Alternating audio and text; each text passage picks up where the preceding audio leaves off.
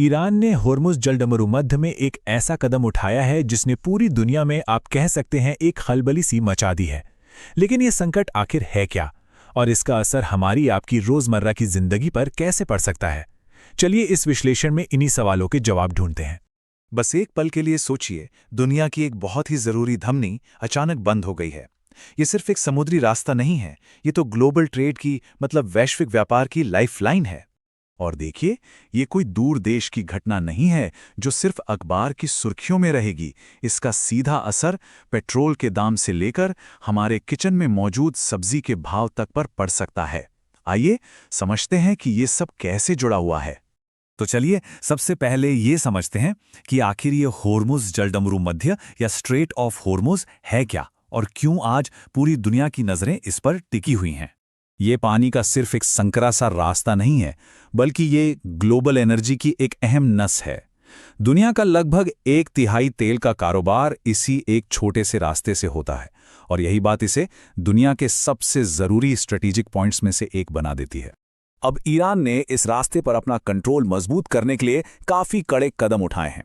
यहाँ समुद्री खदानें बिछा दी गई हैं, मिसाइलें तैनात हैं और नतीजा, जहाज़ों का एक बहुत लंबा जाम लग गया है। सब आगे बढ़ने की इजाज़त का इंतज़ार कर रहे हैं। लेकिन सवाल यह है कि क्या ये संकट सिर्फ तेल को लेकर है? जी नहीं, बिल्कुल नहीं। इसका असर उन सभी चीज़ों पर पड़ रहा है जिनकी हमें रोज़ ज़रूरत होती है। देखिए, यहाँ सिर्फ तेल के टैंकर ही नहीं फंसे हैं, यहाँ अनाज और सीमेंट ले जाने वाले बल्क कैरियर्स हैं, इलेक्ट्रॉनिक्स से लेकर कपड़ों तक का सामान ढोने वाले कंटेनर जहाज हैं और हमारे घरों और गाड़ियों के लिए गैस लाने वाले VLCC और LNG कैरियर्स भी इसी जाम में अटके हुए हैं। अच्छा, अब ये जो नेचुरल गैस है ना, वो हम तक 3 तरीकों से पहुंचती है।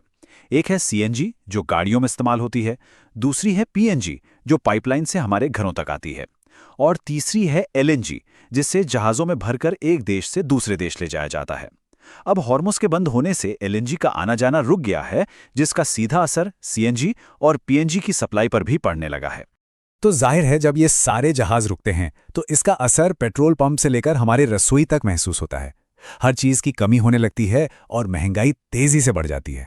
लेकिन ये मामला सिर्फ अर्थव्यवस्था का नहीं है। असल में यह एक जियोपॉलिटिकल शतरंज की बिसात है, जहां दुनिया की बड़ी बड़ी शक्तियां अपनी अपनी चालें चल रही हैं। इस खेल में हर कोई अपने अपने फायदे के लिए खेल रहा है। ईरान अमेरिकी प्रतिबंधों से बचना चाहता है, तो वहीं अमेरिका ईरान पर लगाम कसने की फिराक में है। चीन अपनी एनर्जी सिक्योरिटी को लेकर चिंतित है और साथ ही अमेरिका को चुनौती भी दे रहा है।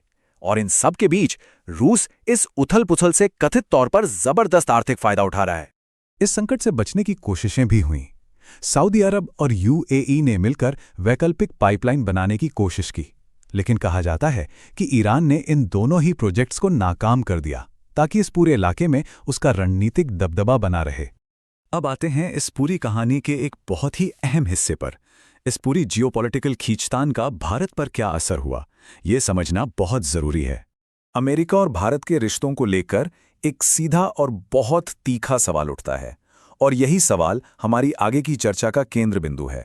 अगर हम इतिहास में थोड़ा पीछे जाएं, तो 1965 में अमेरिका समर्थित ईरानी सरकार ने पाकिस्तान का साथ दिया था, जबकि क्रांति के बाद आई नई सरकार ने कश्मीर पर भारत के दावे का समर्थन किया। लेकिन फिर 2019 में अमेरिकी दबाव के चलते भारत को ईरान से तेल लेना बंद करना पड़ा, और यह फैसला भारत को आर्थिक रूप से काफी महंगा पड़ा। सोचिए, 12% सस्ता तेल, 60 दिनों की उधारी यानी बेचने के बाद पैसे चुकाने की सहूलियत, मुफ्त शिपिंग और बीमा, और सबसे बड़ी बात, पेमेंट डॉलर में नहीं बल्कि भारतीय रुपए में करने की सुविधा। ये सब फायदे एक झटके में खत्म हो गए। और नुकसान सिर्फ तेल तक ही सीमित नहीं था। एक और बहुत बड़ा मौका हाथ से निकल गया।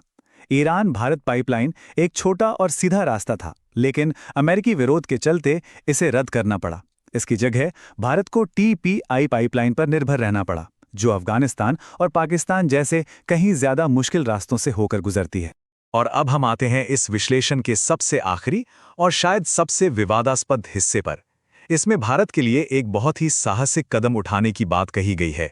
ये एक बहुत शक्तिशाली बयान है और यही बयान उस अंतिम सिफारिश की नींव रखता है जो अब सामने आने वाली है।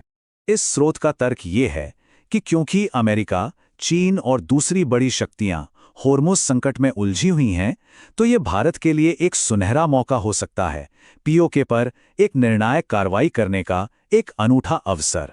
तो आखिर में ये सब हमें एक बहुत बड़े सवाल पर लाके खड़ा कर देता है। एक तरफ देश के अपने आर्थिक हित हैं और दूसरी तरफ अंतर्राष्ट्रीय गठबंधनों का दबाव। ऐसे में किसी भी देश को कौन सा रास्ता चुनना चाहिए? इस सवाल का जवाब शायद उतना आसान नहीं है।